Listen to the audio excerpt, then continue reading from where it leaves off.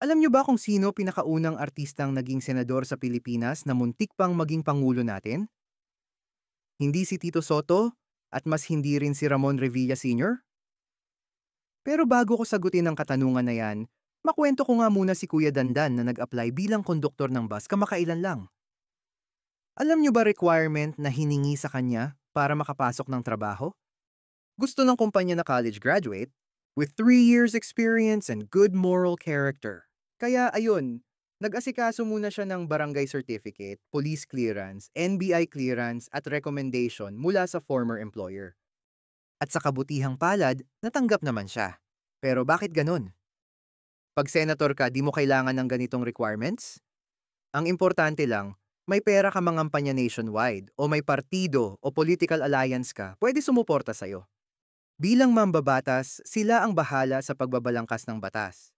Pag-ratify o pag-amend ng dating mga batas, pagpapatibay ng international agreements o treaties sa ibang bansa, hukom sa impeachment trial, pag-a-appoint ng cabinet members at iba pang matataas na posisyon sa gobyerno.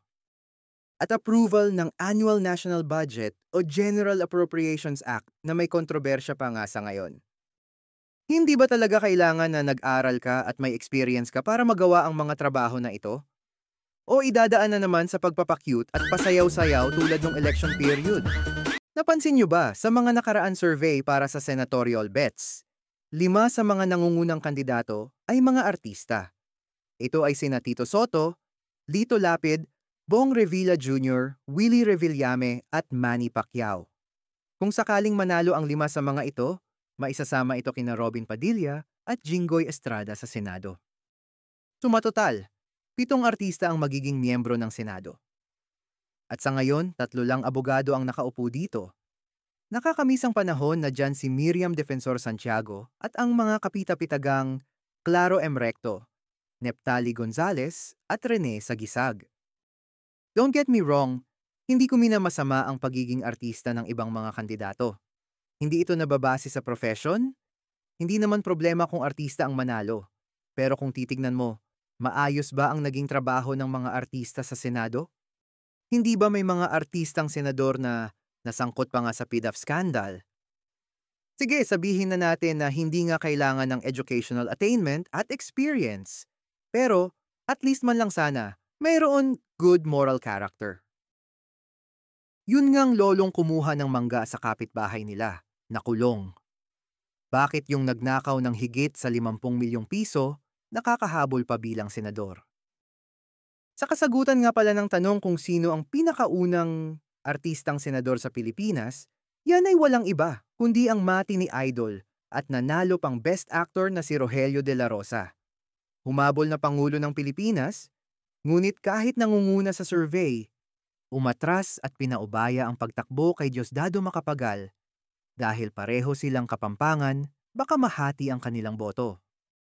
Balik tayo sa kasalukuyang panahon. Huwag sana magalit ang mga artista ngunit kailangan suriin kayo ng bawat mamamayan dahil ang papasukin nyo ay napakasensitibong posisyon sa gobyerno. Kung magagalit kayo sa topic na ito, ibig sabihin ay wala kayong karapatang humawak ng posisyon. Dahil public servant kayo, hindi kayo dapat balat sibuyas. Minsan na ngang tinanong ang yumaong King of Comedy na si Dolphy kung bakit hindi siya pumapasok sa politika at ang kanyang tugon. Kapag tumakbo ako, siguradong mananalo ako. Ayaw kong tumakbo, baka manalo ako. Dahil hindi ko alam ang gagawin ko pag nanalo ako. May kakayahan ba sila? Tinatanong ko kayo, hindi ko sinasabing hindi nila kaya. Ngunit, makukuha ba sa pagkanta, pagsayaw, pagpapapogi ang trabaho ng isang senador? Ang desisyon ng senador ay may epekto sa bawat Pilipino dahil ito ay pang national level. Ipagkakatiwala ba natin ang kinabukasan ng ating mga anak sa kanila? Ang tanong ko lang, Hepe! Ay, nag-aaway-aaway kami sa Senado. Tama na! Hepe! 5,000? Ay, nag-aaway kami nila Tulbo. Bigyan ng jacket siya. Sa bansa natin, hindi naman bago ang ganitong eksena. Ang artistang nasa entablado. Sa bagay, ito naman talaga ang natural na teritoryo nila. Nagbibigay aliw. Nagpapasaya ng tao. Hindi naman kataka-taka dito sa Pilipinas. Ang isa sa pinagkukunan natin ng aliw at saya ay politika.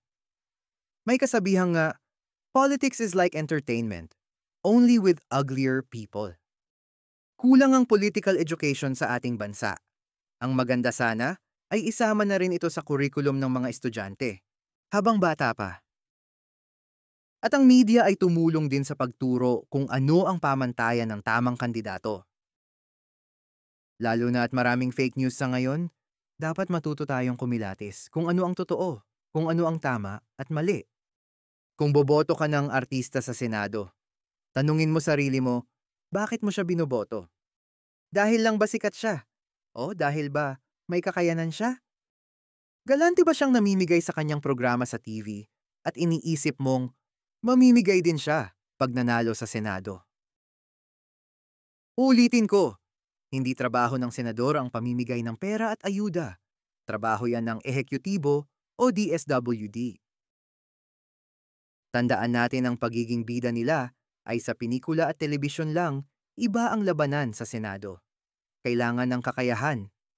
At ang kakayahan ay nakukuha sa tamang edukasyon at karanasan. At sa usapang integridad, track record ang importanteng tignan natin. At maraming artistang naakusahan at napatunayan na ng graft and corruption. Hindi dahil mabait ang pinakikita nilang katauhan sa TV, mabait sila sa totoong buhay. Artista nga, di ba?